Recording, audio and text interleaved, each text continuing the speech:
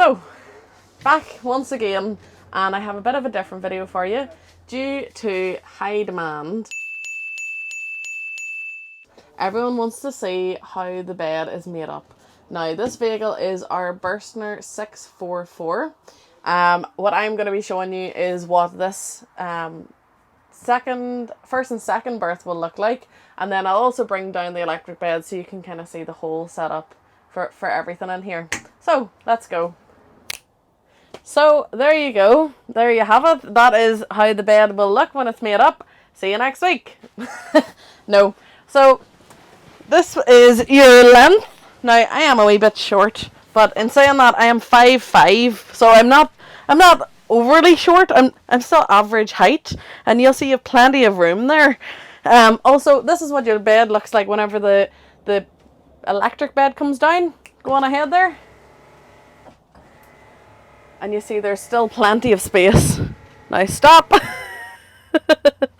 You can go as far down as you want. So if you did want that to be your main bed, just bring it on down.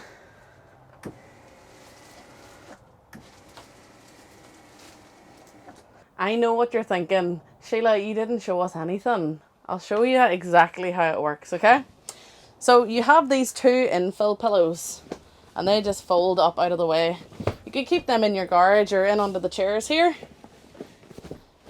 And then it's actually the table that you use as your extra platform. And the way that works is you just pull it straight up and back to normal, clicks into place.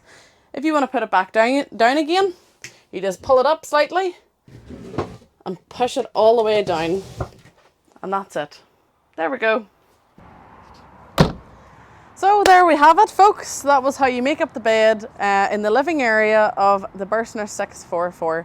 If you'd like to see any other, please let me know. I have no problem showing you, wrecking myself, getting myself all worked up. Not a bother, that's perfect. See you in the next video.